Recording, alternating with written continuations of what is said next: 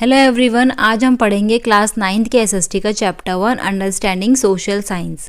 तो social science एक subject है जिसमें हम सोसाइटी को पढ़ते हैं। सोसाइटी को हिंदी में समाज कहा जाता है और सोसाइटी में कौन रहता है, लोग रहते हैं। तो इसमें हम लोगों के बारे में पढ़ते हैं। Human being lives in society. हर इंसान सोसाइटी में रहता है। बिना सोसाइटी के कोई इंसान नहीं रह सकता। अगर कोई इंसान ये कहेगा कि मैं सोसाइटी के बिना रहूँगा, मुझे सोसाइटी में रहना ही नहीं है, तो ऐसा पॉसिबल ही नहीं है। तो हर किसी को सोसाइटी में रहना पड़ता है और सोसाइटी में रहने के साथ साथ हर इंसान एक दूसरे पर डिपेंडेंट होता है। और ह्यूमन की लाइफ किस तरीके से होगी वो डिपेंड करता है वहाँ के environment, institution, economic activities, tradition और आइडियाज़ पर। तो ये एक ऐसा पैटर्न बनता है कि हर इंसान एक दूसरे पर डिपेंडेंट है और ये जो सारी चीज़ें हैं, एनवायरनमेंट, इंस्टीट्यूशन, इकोनॉमिक ट्रेडिशन, ये इन्फ्लुएंस करती हैं हर इंसान को। तो यहाँ से बनता है कनेक्शन। तो यही जो कनेक्शन है इसे सोशल साइंस में समझाया जाता है। सोशल साइंस का जो सबसे बेस होता है, फाउंडेशन होता है, उसमें हम इसी कनेक्शन को समझते हैं। उसमें हम देखते हैं कि जो हर इंसान है एक दूसरे से जुड़ा हुआ है, कोई भी अलग नहीं है। तो सोशल साइंस में ह्यूमन सोसाइटी को स्टडी किया जाता है। ह्यूमन किस सोसाइटी में रहता है और वहाँ पर कैसे उन्होंने एक दूसरे से कनेक्शन बनाया, इसको समझा जाता है। तो सोसाइटी में क्या होता है, कहाँ होता है, इसके साथ साथ ये भी पता किया जाता है कि चीज़ें क्यों होती हैं, कैसे लोग एक दूसरे के साथ रहते हैं, कैसे जो एनवायरनमेंट है वो लोगों की लाइफ को अफेक्ट करता है, कैसे गवर्नमेंट फंक्शन करती है और कैसे इकोनॉमिक चलती है, कैसे हमारे पास्ट और प्रेजेंट एक दूसरे से जुड़े हुए हैं। इन सब चीज़ों को समझा जाता है। तो इसमें व्हाट और व्हाई, हाउ ये भी पूछा जाता है। तो ये जो बाकी सब्जेक्ट्स होते हैं, फिजिक्स, केमिस्ट्री, बायोलॉजी, इसमें हम नेचुरल वर्ल्ड को समझते हैं, मतलब जो नेचुरली बने हैं, जिसे ह्यूमन ने नहीं बनाया है। और सोशल साइंस में हम ह्यूमंस को पढ़ते हैं। ह्यूमन की society, institutions, culture, human interactions, इन सब चीज़ों को पढ़ा जाता है। और चीज़ें क्यों होती हैं, कैसे होती हैं, इस पर भी फोकस किया जाता है और कैसे जो ह्यूमन लाइफ है वो एक दूसरे से कनेक्टेड है।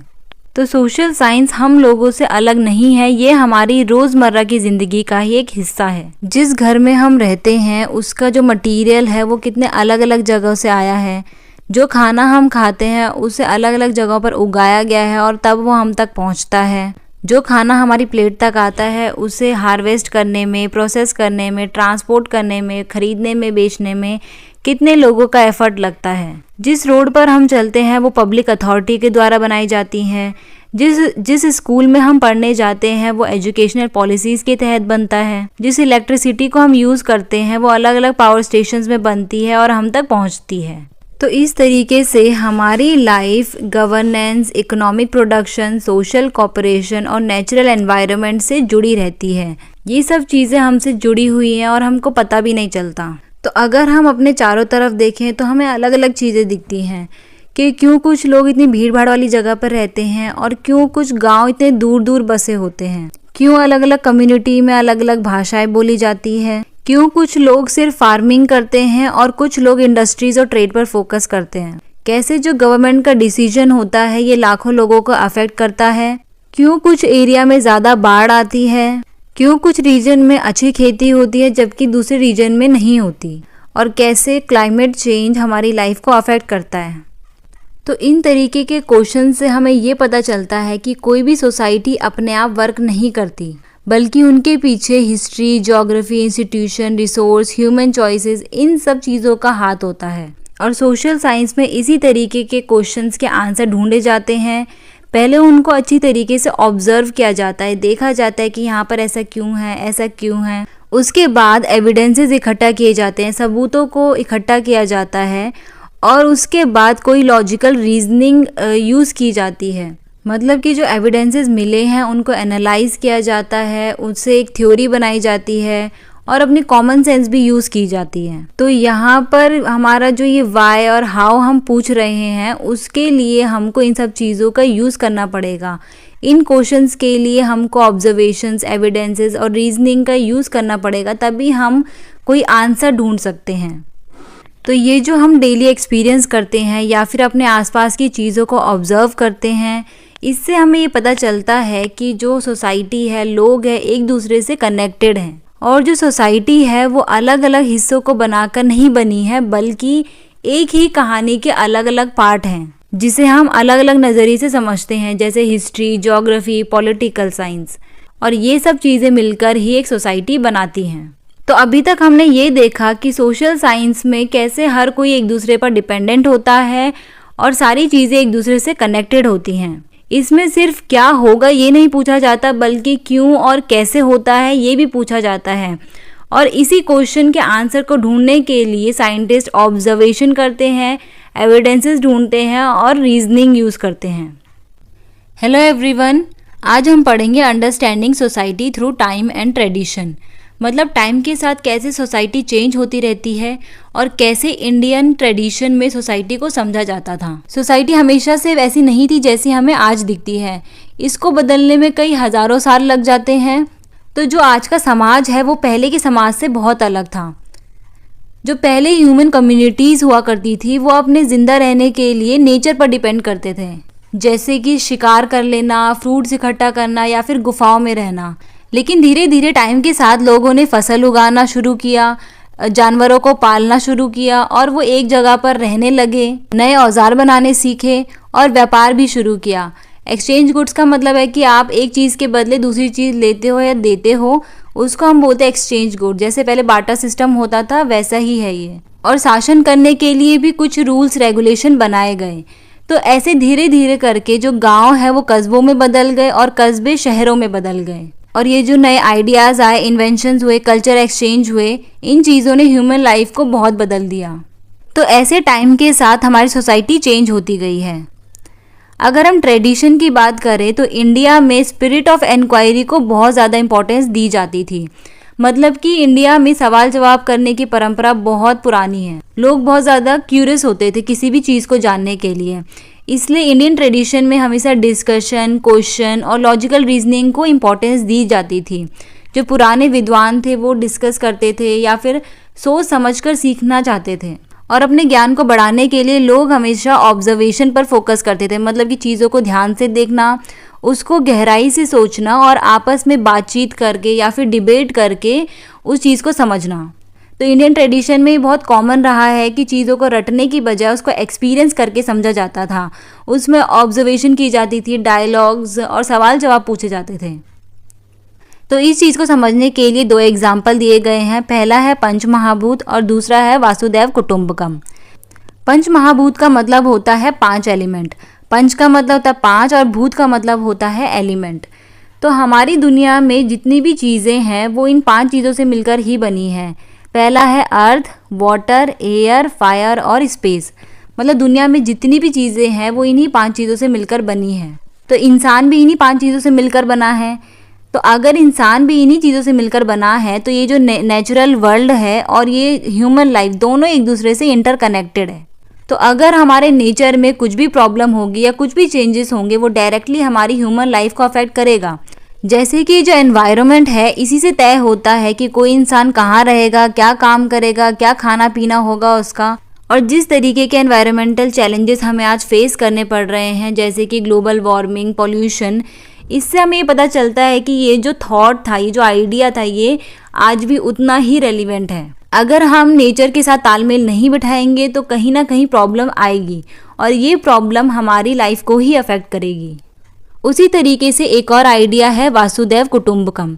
वासुदेव कुटुंबकम का मतलब होता है कि पूरी दुनिया एक ही फैमिली है। मतलब कि हर इंसान एक दूसरे से जुड़ा हुआ है, चाहे वो किसी भी रीजन में रहता हो या फिर कोई भी कल्चर फॉलो करता हो। और ये जो इंटरडिपेंडेंस का कंसेप्ट है ये सोशल साइंस का बेसिक है। ये हमने पार्ट 1 में भी देखा था कि अगर हमें सोशल साइंस को समझना है तो सबसे पहले इस इंटरडिपेंडेंस और इंटरकनेक्शन को समझना होगा। तो पंचमहाभूत हमें बताता है कि कैसे नेचर और ह्यूमन आपस में कनेक्टेड हैं और वासुदेव कुटुंबकम से हमें पता चलता है कि कैसे हर इंसान एक दूसरे से जुड़ा हुआ है। तो ये जो दो कंसेप्ट है पंचमहाभूत और वासुदेव कुटुंबकम, ये एक आइडियाज़ हैं, ये एक फ़िलॉसफीज़ हैं जिनकी कोई बुक नहीं है, बल्कि ये एक विचार है जो कि लोगों ने डिस्कवर किए थे। लेकिन इसका मतलब ये नहीं है कि इंडिया में सिर्फ सोच विचार ही करते रहते थे, थ्योरी ही बनाते थे। उसको प्रैक्टिकली भी ग्राउंड लेवल पर इम्प्लीमेंट किया जाता था। तो इसको हम अर्थशास्त्र से समझते हैं। अर्थशास्त्र एक बुक है जो कि कौटिल्य ने लिखी थी 2300 साल पहले। तो गवर्नेंस और इकोनॉमी की सबसे पहली झलक हमें इस अर्थशास्त्र बुक में देखने को मिलती है। इस बुक में ये बताया गया है कि कैसे राजा को एडमिनिस्ट्रेशन करना चाहिए, इकोनॉमी मैनेज करनी चाहिए, टैक्सेशन सिस्टम कैसा होना चाहिए और राजा की क्या ड्यूटीज़ होनी चाहिए अपने प्रजा के प्रति। तो अर्थशास्त्र में पता चलता है कि जो गवर्नेंस और इकोनॉमी थी वो काफ़ी ज़्यादा सिस्टमेटिक थी, बहुत ही ऑर्गेनाइज और साइंटिफिक तरीके से इसको बनाया गया था ताकि सोसाइटी स्मूथली फंक्शन कर सके। तो ये जो कंसेप्ट्स हैं, ट्रेडिशन है, ये हमें सिखाते हैं कि समाज को समझने का एक लंबा इतिहास रहा है, एक लंबी जर्नी रही है। लोग हमेशा से ऑब्जर्वेशन, रीजनिंग और रिफ्लेक्शन का यूज़ करते थे समाज को समझने के लिए। आज का जो मॉडल सोशल साइंस है वो इसी परंपरा को आगे ले जाता है कुछ नए टूल्स और मेथड्स के साथ, और सोसाइटी कैसे काम करती है और समय के साथ बदलती है ये समझने की कोशिश करता है। तो अपने आज को समझने के लिए हमें पास्ट में जाना होगा, इसकी एक लंबी जर्नी को सीखना होगा और ये देखना होगा कि समाज में क्या क्या चेंजेस हुए हैं, कैसे सोसाइटी हमारी बनी है, कैसे इंस्टीट्यूशन बने हैं और कैसे जो लोग और एनवायरनमेंट के बीच के जो रिलेशनशिप है ये भी बदलता गया है। तो जो आज के साइंटिस्ट है वो भी यही करते हैं, ऑब्जर्व करते हैं लोगों की लाइफ को, इंटरव्यूज़ कंडक्ट करवाते हैं, सर्वे करवाते हैं, डॉक्यूमेंट्स देखते हैं और अलग अलग जगहों और टाइम के हिसाब से चीज़ों को कंपेयर करते हैं।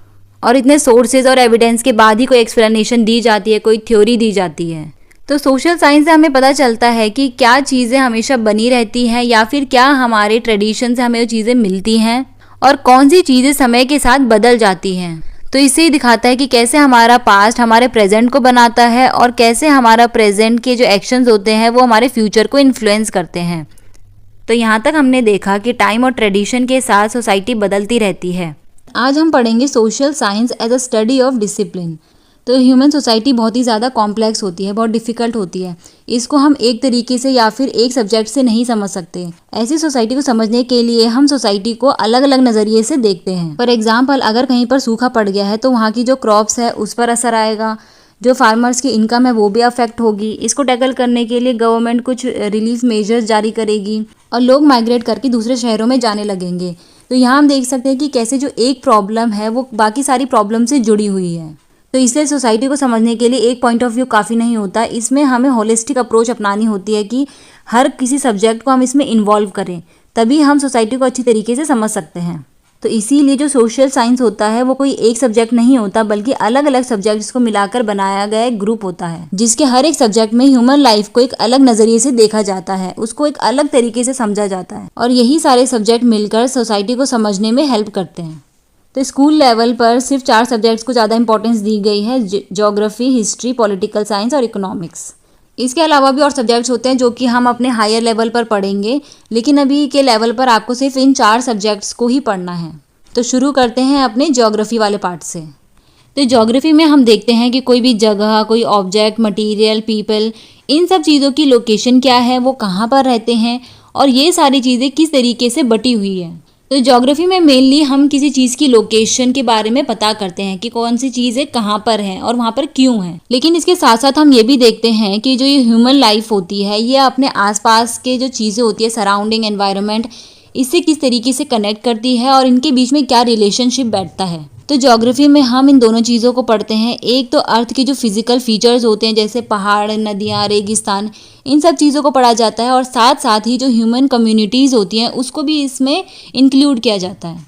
और इसमें यह देखा जाता है कि जो लोग हैं अपने नेचुरल एनवायरनमेंट से किस तरीके से इंटरेक्ट करते हैं और ये नेचुरल एनवायरनमेंट इन लोगों की लाइफ में कैसे असर डालता है। तो ज्योग्राफी में इन चीज़ों के आंसर पूछे जाते हैं कि कोई भी चीज़ें कहाँ पर है, वो वहाँ पर क्यों है और कैसे जो जगह होती है चाहे वो पास हो या दूर हो वो एक दूसरे को अफेक्ट करती है, एक दूसरे पर असर डालती है। तो यहाँ से हमें पता चल रहा है कि सारी चीज़ें एक दूसरे से कनेक्टेड हैं और ये पूरी दुनिया एक दूसरे पर इंटरडिपेंडेंट है। और इन सारी चीज़ों को समझने के लिए हमें एक होलिस्टिक अप्रोच अपनानी पड़ती है। होलिस्टिक अप्रोच का मतलब होता है कि जब हम सब चीज़ों को साथ में मिलाकर पढ़ते हैं उसको हम होलिस्टिक अप्रोच कहते हैं। तो ज्योग्राफी को पढ़ने के लिए हम स्पेशल पर्सपेक्टिव और टेम्पोरल पर्सपेक्टिव को साथ में जोड़कर देखते हैं। स्पेशल पर्सपेक्टिव का मतलब होता है कि हम लोकेशन को टाइम के साथ जोड़कर देखते हैं। लोकेशन में हम ये देखते हैं कि कौन सी चीज़ें कहाँ पर है, वो मैप में कहाँ आती है, कौन से लैटिट्यूड लॉन्गिट्यूड में आती है, और साथ साथ हम ये भी देखते हैं कि वहाँ पर समय के साथ क्या चेंजेस हुए हैं। और इन चीज़ों को समझने के लिए हमें नेचुरल साइंस जैसे फिजिक्स, केमिस्ट्री, बायोलॉजी और social science, political science, economic history, इन सब चीज़ों की हेल्प लेनी पड़ती है। और इन्हीं चीज़ों को पढ़ के हम अपने क्वेश्चंस के आंसर ढूंढते हैं, जैसे कि क्यों इतने लंबे समय तक इंडिया बाकी कंट्रीज़ के साथ ट्रेड करता रहा है, उनसे कनेक्शन बना के रखा है, और कैसे जो इंडिया की कोस्ट लाइन है अफ्रीका, यूरोप, साउथ एशिया से कनेक्शन बना के रखती है। कोस्ट लाइन का मतलब होता है तट रेखा। जैसे ये जो इंडिया का ये वाला हिस्सा है नीचे वाला, ये पानी से घिरा है, तो यहाँ से ये पूरा जो एरिया है ये कोस्ट लाइन है। तो यहीं से जो पूरा व्यापार होता है ऐसे और बाकी दुनिया से कनेक्ट किया जाता है। तो ज्योग्राफी ऐसे ही नहीं समझी जा सकती है। ज्योग्राफी को समझने के लिए कुछ टूल्स यूज़ किए जाते हैं, जैसे कि maps, globes, atlas, GIS system, infographics और अदर इंस्ट्रूमेंट्स। तो इस तरीके से सोशल साइंस में ज्योग्राफी को पढ़ा जाता है। तो ज्योग्राफी को समझने के लिए दो चीज़ें काम करती है, एक होता है हमारा एनवायरनमेंट और एक होता है ह्यूमन लाइफ। एनवायरनमेंट में लोकेशन, डिस्ट्रीब्यूशन और भी बहुत सारी चीज़ें आ जाती हैं। तो इसमें हम क्वेश्चन पूछते हैं कि कोई भी चीज़ें कहाँ पर है, क्यों है, उसमें क्या चेंजेस होते हैं, और ये देखा जाता है कि ये दोनों चीज़ें आपस में किस तरीके से कनेक्टेड है, और इन्हीं दोनों को मिलकर बनता है हमारा ज्योग्राफी। और ज्योग्राफी को पढ़ने के लिए कुछ टूल्स यूज़ किए जाते हैं। ठीक है, तो हम आगे पढ़ते हैं। इसके बाद इसको रहने देते हैं, कुछ काम का नहीं है। अब आते हैं अपने सेकंड सब्जेक्ट पर, जो कि है हिस्ट्री। तो हिस्ट्री में हम लोगों की पास्ट को पढ़ते हैं और ये देखते हैं कि लोगों के क्या क्या एक्सपीरियंसेस रहे हैं, क्या वैल्यूज़ रही है, और समय के साथ वहाँ पर क्या क्या चेंजेस हुए हैं। तो हिस्ट्री को समझने के बहुत सारे तरीके हैं। इंडिया में जिस तरीके को फॉलो किया जाता था वो था इतिहास पुराण। तो पुराण क्या होते हैं? पुराण बुक्स होती हैं जिसमें कि स्टोरीज लिखी होती हैं। इसमें स्टोरीज के थ्रू जो हिस्टोरिकल इन्फॉर्मेशन हमको दी जाती है कि पास्ट में क्या होता था, किस तरीके से लोग रहते थे, इन सब चीज़ों को स्टोरी के थ्रू बताया जाता है। लेकिन इसके साथ साथ इसमें हमें कल्चरल मीनिंग भी बताया जाता है कि पहले के जो कल्चर कैसा था, लोग कौन सी भाषाएं बोलते थे और किस तरीके के फेस्टिवल्स हुआ करते थे। तो कल्चर से रिलेटेड भी चीज़ें इसमें बताई जाती है। और इन पुराणों को पढ़कर ही हमें समझ में आता है कि हम कौन थे, हमारी क्या पहचान थी और हमारा क्या पर्पज़ है, लाइफ का क्या उद्देश्य है हमारा। कुछ कल्चर में मॉरल और फिलोसॉफिकल इंसाइट्स को ज़्यादा इंपॉर्टेंस दी जाती थी, मतलब कि हमें क्या चीज़ सीखने को मिलती है अपने पास्ट से, इस चीज़ पर ज़्यादा फोकस किया जाता था। और किसी में डॉक्यूमेंट्स को वेरीफाई करने को इम्पोर्टेंस दी जाती थी। और आज के मॉडर्न ज़माने में हिस्ट्री को समझने के लिए एम्पेरिकल एविडेंसेस का यूज़ किया जाता है। मतलब ऐसे एम्पेरिकल का मतलब होता है जो रियल हो, बिल्कुल जिसको एक्सपीरियंस किया जा सके।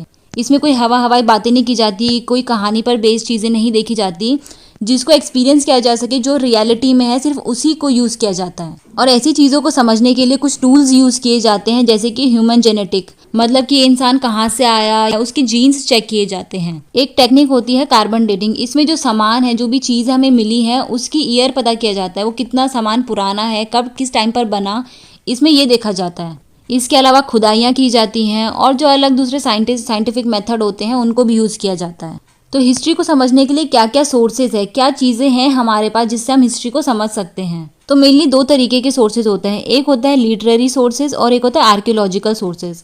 लिटरेरी सोर्सेज वो होते हैं जिसमें हमें लिख कर कुछ पता चलता है, हिस्ट्री के बारे में पता चलता है, वो लिटरेरी सोर्सेज होते हैं।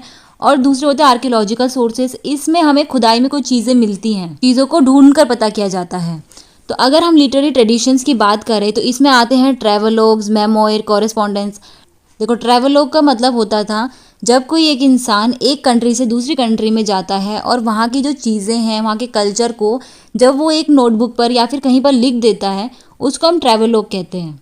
तो लोगों ने जैसे दूसरी जगहों को एक्सप्लोर किया, वहाँ के कल्चर्स को देखा, तो उसको कहीं पर लिख दिया और वही जब सोर्सेज मिलते हैं तो उनको ट्रैवलॉग्स कहा जाता है। मेमोयर का मतलब होता है कि अगर कोई अपनी किसी भी लाइफ इवेंट के बारे में कुछ लिखे या फिर कोई एक एक्सपीरियंस के बारे में लिखे तो उसको मेमोयर कहा जाता है। कॉरेस्पॉन्डेंस का मतलब होता है कि चिट्ठी लिखना, अगर कोई इंसान दूसरे इंसान को चिट्ठी लिखता है तो उसको कॉरेस्पॉन्डेंस कहा जाता है।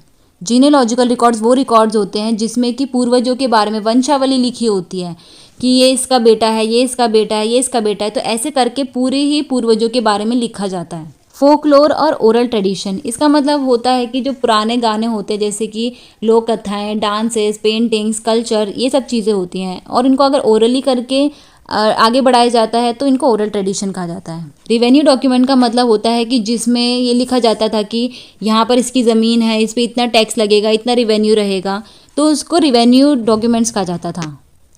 तो यहाँ पर लिखा हुआ है, आप यहाँ पर पढ़ सकते हैं। इसके अलावा दूसरी चीज़ होती थी आर्कियोलॉजिकल सोर्सेज, तो पहला है मोन्यूमेंट। मोन्यूमेंट मतलब होता है कि किसी चीज़ को याद करके या फिर किसी घटना को याद करके बनाई गई चीज़ होती है, इमारत होती है, उसको मोन्यूमेंट कहा जाता है। दूसरा है आर्किटेक्चरल स्ट्रक्चर। किसी चीज़ को बनाने का एक खास डिज़ाइन जो होता है उसको हम आर्किटेक्चरल स्ट्रक्चर कहते हैं। वो भी एक इमारत ही होती है, लेकिन उसमें जो डिज़ाइंस होते हैं उसको हम आर्किटेक्चरल स्ट्रक्चर्स कहते हैं। एक्सकेवेटेड साइट्स मतलब कि खुदाई के टाइम पर जो चीज़ें या जगह मिलती है या फिर गुफाएं मिलती हैं उनको हम एक्सकेवेटेड साइट्स कहते हैं। फिर है आर्टिफैक्ट्स। आर्टिफैक्ट्स मतलब कि हाथों से बनाई गई जो चीज़ें होती हैं उनको हम आर्टिफैक्ट्स कहते हैं। ऑब्जेक्ट्स और भी कोई चीज़ें हो सकती हैं। स्कल्पचर या पेंटिंग जो मूर्तियाँ होती हैं उनको हम स्कल्पचर्स कहते हैं। मूर्ति पत्थर की हो सकती है या फिर किसी भी मेटल की हो सकती है, और पेंटिंग पता ही है आपको। तो ये होते हैं दो सोर्सेज, लिटरेरी और आर्कियोलॉजिकल सोर्सेज। और इन सब चीज़ों को समझने के लिए इंस्ट्रूमेंट्स का यूज़ किया जाता है और लेबोरेटरी में टेस्टिंग की जाती है। यहाँ पर कुछ पिक्चर्स दी गई हैं लिटरेरी सोर्स को समझाने के लिए। पहला है ये सामवेद मैन्यूस्क्रिप्ट। मैन्यूस्क्रिप्ट का मतलब होता था कि जो हाथ से जो चीज़ें लिखी जाती थी उसको मैन्यूस्क्रिप्ट कहते थे। तो ये एक सामवेद की मैन्यूस्क्रिप्ट है। तो नीचे वाली है, यहाँ पर भी एक मैन्यूस्क्रिप्ट दी गई है जो कि तिरुकुरल की है। यहाँ पर लिखा गया है तमिल टेक्स्ट। अब आप मुझे कमेंट सेक्शन में ये बताना कि जो तमिल है वो कहाँ की भाषा है। ये एक टेराकोटा का फिगर है जो कि सिंधु सरस्वती सिविलाइजेशन से मिला है, मतलब इंडस वैली सिविलाइजेशन से मिला है। टेराकोटा का मतलब होता है कि मिट्टी से बनी हुई चीज़ है, ठीक है, ये पकी हुई मिट्टी से बनी है तो उसको हम टेराकोटा कहते हैं। ये एक मूर्ति है विष्णु भगवान की जो कि 12th सेंचुरी में बनाई गई थी। इसके आगे हम देखते हैं, देखो एक होता है एपिग्राफिक सोर्स और एक होता है न्यूमिस्मेटिक। इसके अलावा भी और बहुत सारे होते हैं। तो ये जो दोनों चीज़ें हैं ये भी हमारी आर्कियोलॉजिकल सोर्स के अंडर ही आएंगी। तो एपिग्राफी का क्या मतलब होता है, देखो पहले तो देखो इंस्क्रिप्शन का क्या मतलब होता है। देखो इंस्क्रिप्शन का मतलब होता है टेक्स्ट, लेकिन ये जो चीज़ें लिखी गई हैं ये किसी कॉपी पे या फिर किसी लीफ में नहीं लिखी गई है। ये लिखी जाती हैं बड़े बड़े पत्थरों पर, धातुओं पर, दीवारों पर, तो उसको हम इंस्क्रिप्शंस कहते हैं। और इसी इंस्क्रिप्शंस की स्टडी को हम एपिग्राफी कहते हैं। तो ये दो एपिग्राफी के सोर्सेज हमको मिले हैं। तो ये जो पहला वाला है गुप्ता के टाइम का है। इसमें ब्राह्मी इंस्क्रिप्शन में कुछ लिखा गया है, ये एक पिलर का एक हिस्सा है, ठीक है, और इसमें ब्राह्मी इंस्क्रिप्शन में लिखा गया है। दूसरा वाला ये विरूपाक्ष टेम्पल में रखा गया है। इसको जो वहाँ का उस टाइम के राजा थे कृष्णदेव राय ने लिखवाया था, और ये कन्नड़ इंस्क्रिप्शन में लिखा गया है। अब आप कमेंट सेक्शन में ये भी बताना कि जो कन्नड़ भाषा है कहाँ की भाषा है। इसके बाद दूसरा है न्यूमिस्मेटिक सोर्स। न्यूमिस्मेटिक का मतलब होता है सिक्कों के बारे में स्टडी करना। तो ये जो पहला कॉइन है ये समुद्रगुप्त राजा के द्वारा बनवाया गया है, और इसमें समुद्रगुप्त की पिक्चर है। इसमें इनके हाथ पे एक वीणा भी है।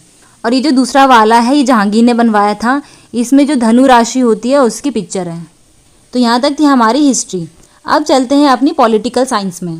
तो पॉलिटिकल साइंस का मतलब होता है गवर्नेंस की स्टडी करना, मतलब कि शासन कैसे चलेगा, कौन चलाएगा, किसके हाथ पे पावर होगी और पावर को किस तरीके से बांटा जाएगा, कौन डिसीजंस लेगा, कौन नीति नियम कानून ये सब बनाएगा।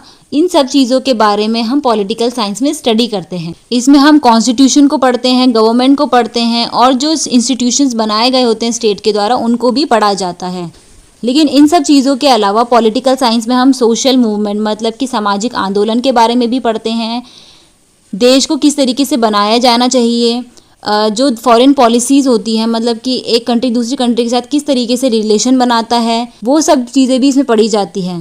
तो ये जो पॉलिटिकल साइंस है ये हमारी सोसाइटी और रोज़मर्रा की जो ज़िंदगी होती है उससे जुड़ा हुआ है। तो पॉलिटिक्स में हर किसी की भागीदारी हो, और ये जो डेमोक्रेसी है ये निचले स्तर से काम करे, उसके लिए पंचायती राज सिस्टम बनाया गया था। तो ये जो पंचायत होती है गांव के लेवल पर काम करती है, जिसमें कि हर एक इंसान अपना पार्टिसिपेशन इसमें देता है, अपने लिए नियम कानून बनाए जाते हैं और पावर को डिस्ट्रीब्यूट किया जाता है। तो इस सिस्टम से ये पता चलता है कि जो पॉलिटिकल पावर है सिर्फ बड़े बड़े लोगों के हाथ में या फिर फॉर्मल इंस्टीट्यूशन में नहीं होती, बल्कि समाज के रिलेशनशिप में, रीति रिवाजों में और जिस चीज़ को लोग मानते हैं उसमें होती है। तो पॉलिटिक्स को समझने के लिए हमें सोसाइटी को समझना पड़ेगा, उसमें किस तरह की ऊंच नीच है, हायरार्की बनी हुई है, इस सब चीज़ों को हमें पहले देखना पड़ेगा ताकि गवर्नेंस और ज़्यादा इफेक्टिव और अकाउंटेबल हो।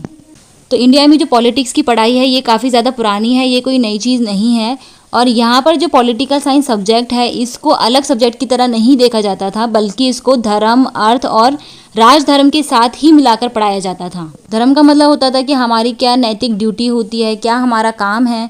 अर्थ का मतलब होता था कि इकोनॉमिक्स, और राजधर्म का मतलब होता था जो राजा है उसकी क्या ड्यूटीज़ है अपनी जनता के प्रति। तो पहले के जो टेक्स्ट है जैसे कि वेद, उपनिषद, पुराण, इसमें हमको कहीं पॉलिटिकल साइंस की झलक देखने को मिलती है। इसमें जस्टिस, अथॉरिटी, सोशल ऑर्डर, इन सब चीज़ों को डिस्कस किया जाता है और राजा और लोगों की क्या जिम्मेदारियां हैं उनके बारे में भी बताया जाता है। उसके बाद महाभारत और शुक्र नीति में भी हमें थोड़ा बहुत पॉलिटिकल साइंस की झलक देखने को मिलती है। इसमें हमें गवर्नेंस, लॉ और एथिकल लीडरशिप के बारे में बताया गया है। लेकिन पॉलिटिकल साइंस को समझने के लिए जो बिल्कुल ऑथेंटिक और रियल बुक है वो है अर्थशास्त्र। अर्थशास्त्र किसने लिखी है ये भी आप कमेंट में बताना, ये हमने पहले भी पढ़ा हुआ है। तो इसमें बहुत डिटेल में लिखा गया है कि कैसे एक देश को चलाना चाहिए, किस तरीके से टैक्स को कलेक्ट करना चाहिए, किस तरीके से आर्मी को मेंटेन करना चाहिए और कैसे जो रूलर है वो लोगों की भलाई के बारे में सोच सकता है। तो इंडियन पॉलिटिकल साइंस में भी एक होलिस्टिक अप्रोच अपनाई जाती है। इसमें पॉलिटिक्स के साथ साथ economics, social life, morality, defence, इन सब चीज़ों को इंक्लूड किया जाता है और पावर को एक फ़ायदे की तरह ना देखकर बल्कि एक जिम्मेदारी की तरह देखा जाता है। तो ये जो हमारा ट्रेडिशन चला हुआ आता है ये हमें हेल्प करता है पंचायती राज जैसे इंस्टीट्यूशन को समझने में और हमें किस तरीके से अपने इंडिया की डेमोक्रेटिक को आगे ले जाना चाहिए और उसको और बेहतर बनाना चाहिए, उसमें भी हमको हेल्प करता है। इसके बाद है इकोनॉमिक्स। देखो पूरी दुनिया में जो चीज़ें हैं वो लिमिटेड है, कोई भी चीज़ें अनलिमिटेड नहीं है। तो इकोनॉमिक्स में हमें ये सिखाया जाता है कि जो लिमिटेड चीज़ें हैं इसका सोसाइटी और इंडिविजुअल किस तरीके से यूज़ कर सकते हैं अपनी ज़रूरतों को पूरा करने के लिए। तो इन लिमिटेड रिसोर्सेज में हमें ये डिसाइड करना पड़ता है कि हमें क्या चीज़ प्रोड्यूस करनी है, कैसे चीज़ें एक्सचेंज होंगी और कैसे चीज़ें डिस्ट्रीब्यूट की जाएंगी। और यही जो 3 चीज़ें हैं, ये जो प्रोसेस है, ये हमारी डेली लाइफ को अफेक्ट करेंगे। हम क्या चीज़ खाते हैं, कौन से कपड़े पहनते हैं, किस तरह की जॉब करते हैं, ये सारी जो चीज़ें होती हैं ये इन्हीं 3 चीज़ों पर डिपेंडेंट होती है। तो डिसीजंस कौन लेगा? कंज्यूमर जिनको चीज़ें चाहिए, प्रोड्यूसर जो चीज़ें बनाएगा और गवर्नमेंट जो उन चीज़ों को डिस्ट्रीब्यूट करेगा। कंज्यूमर डिसाइड करेगा कि उसको क्या चीज़ खरीदनी है, प्रोड्यूसर डिसाइड करेगा कि उसको क्या चीज़ बनानी है और कैसे बनानी है, और गवर्नमेंट अपनी पॉलिसीज़, अपनी नीतियों के थ्रू ये डिसाइड करती है कि हर किसी को चीज़ें इक्वली मिले, सबकी ग्रोथ हो और किसी के साथ भेदभाव ना हो। तो यहाँ हमें समझ में आता है कि इकोनॉमिक्स सिर्फ नंबर्स या मार्केट नहीं है, बल्कि ये हमारी डे टू डे लाइफ से जुड़ी हुई चीज़ें हैं जिसमें कि हम वेलबींग के बारे में सोचते हैं, अपनी भलाई के बारे में सोचते हैं, सबके साथ समानता का व्यवहार हो और किसी के साथ भी अन्याय ना हो। तो अगर हम इंडिया की इकोनॉमिक हिस्ट्री की बात करें तो इंडिया पहले बहुत ही ज़्यादा रिच था। यहाँ पर बहुत ज़्यादा ट्रेड होता था, इंडस्ट्रीज़ थी और समुद्रों से भी व्यापार होता था।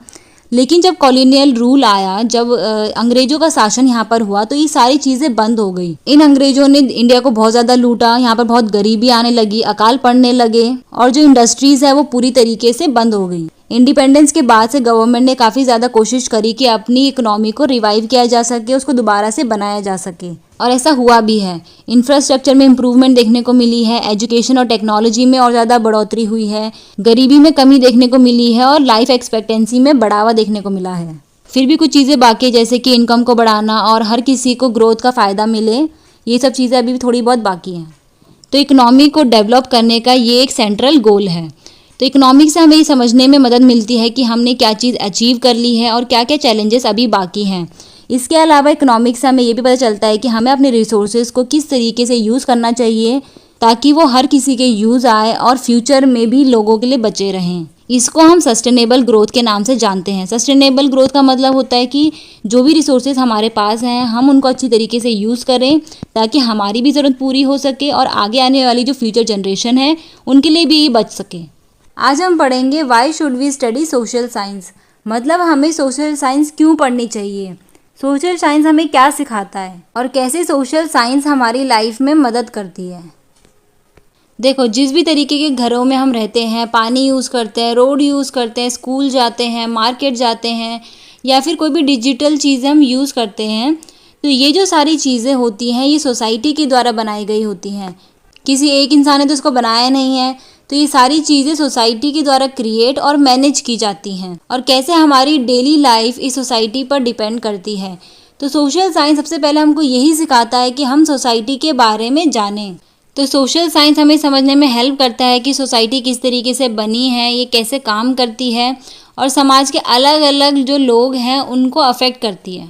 इसके अलावा हमें पता है कि समाज में अलग अलग तरह के लोग रहते हैं, अलग अलग भाषाएं बोलते हैं, अलग अलग रीति रिवाज फॉलो करते हैं और अलग अलग काम करते हैं। तो किस तरीके से समाज में ये सारे अंतर आते हैं और कैसे ये समय के साथ कंटिन्यू चलता जाता है। और समाज के इसी अंतर को हम डाइवर्सिटी कहते हैं, मतलब कि एक ही समाज में, एक ही कंट्री में अलग अलग तरह के लोग रहते हैं।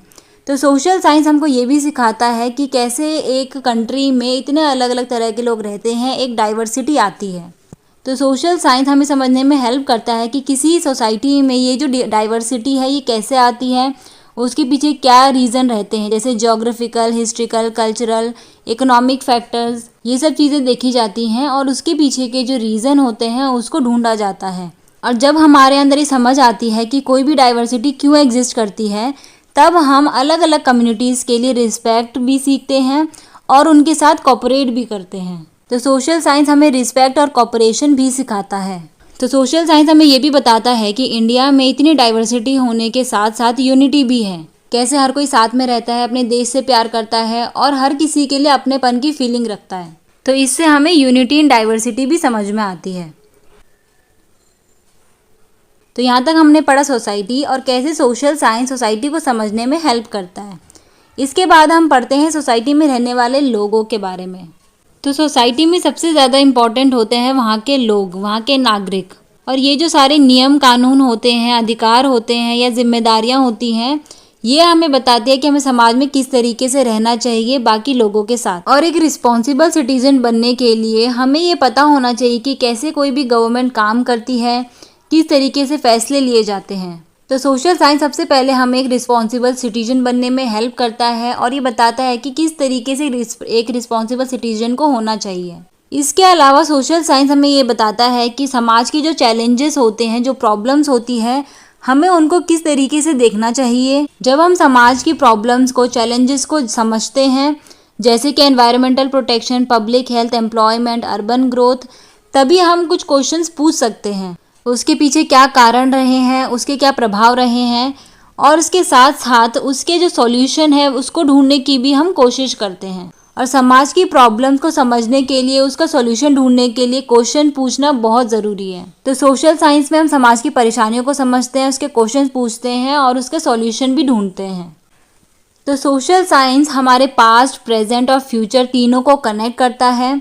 और जब हम ये समझते हैं कि हमारा जो पास्ट है वो किस तरीके से हमारे प्रेजेंट को इन्फ्लुएंस करता है, तभी हम कुछ बेटर डिसीजंस ले पाते हैं ताकि हम फ्यूचर में और ज़्यादा अच्छे चॉइसेस कर सकें। तो सोशल साइंस हमें फ्यूचर में सही फैसले लेना भी सिखाता है। तो ये कुछ रीज़न है जिसकी वजह से हमें सोशल साइंस को पढ़ना चाहिए। अब इसके बाद हम ये देखते हैं कि क्या सोशल साइंस का कोई फ्यूचर है, क्या इसकी कोई इम्पोर्टेंस है और क्या सोशल साइंस हमें फ्यूचर में भी हेल्प करेगा। देखो, कोई भी सोसाइटी एक जैसी नहीं रहती, वो हमेशा चेंज होती रहती है। हर सोसाइटी में नई टेक्नोलॉजीज आती हैं, जो शहर है वो और बड़े होते रहते हैं, एनवायरनमेंट से रिलेटेड भी प्रॉब्लम्स आती हैं, माइग्रेशंस होते हैं, ग्लोबल कनेक्शंस बढ़ते जाते हैं। और इन्हीं सारे चेंजेस को समझने के लिए हमें सोशल साइंस की ज़रूरत है। इनको समझने के लिए हमें वही सारी चीज़ें चाहिए जो हमने सोशल साइंस में पहले से सीखी, जैसे कि ऑब्जर्वेशन करना, क्वेश्चंस पूछना, एविडेंसेस इकट्ठा करना और कनेक्शन को समझना। और आगे आने वाले समय में हमें सोशल साइंस की और ज़रूरत पड़ेगी कुछ कॉम्प्लेक्स इश्यूज़ को समझने में, जैसे कि क्लाइमेट चेंज हो गया, sustainable development, social harmony, equitable use of resource, मतलब कि रिसोर्सेज का इक्वली यूज़ करना। इन सारी प्रॉब्लम के लिए हमें सोशल साइंस की ज़रूरत है। और सोशल साइंस ये भी गाइड करता है कि जो नई टेक्नोलॉजीज़ हैं, नई चीज़ें हैं, इनको किस तरीके से यूज़ करना है और समय के साथ साथ लोगों को किस तरीके से अडेप्ट करना है अपने आप को, मतलब कि समय के साथ अपने आप को ढाल लेना है। तो सोशल साइंस सिर्फ हमें दुनिया को समझना ही नहीं सिखाता, बल्कि एक जिम्मेदार नागरिक भी बनाता है, ताकि हम सोच समझकर फैसले लें और दुनिया के सारे इश्यूज़ में पार्टिसिपेट करें। साथ साथ नेशनल यूनिटी को भी बढ़ावा दें और जो हमारे कल्चर है, हमारे रूट हैं, उनको ना भूलें। तो सोशल साइंस सिर्फ एक पढ़ाई नहीं है, ये एक जर्नी भी है जो हमको ये सिखाती है कि सोसाइटी कैसे बनी है, हम लोग कहाँ से आए हैं, पास्ट में हम कैसे थे, प्रेजेंट में कैसे हैं और फ्यूचर में हम अपने आप को और किस तरीके से बेहतर कर सकते हैं। तो ये एक सोशल साइंस की पढ़ाई है। तो ये सब चीज़ें हमें सोशल साइंस सिखाता है। तो यहाँ तक थी हमारी आज की वीडियो और इसके साथ साथ हमारा चैप्टर 1 भी यहाँ से कंप्लीट होता है। अगर इस चैप्टर से रिलेटेड कोई भी डाउट है तो आप मुझसे कमेंट सेक्शन में पूछ सकते हैं। मिलते हैं अपनी नेक्स्ट वीडियो में। Till then take care and subscribe to my channel. Thank you.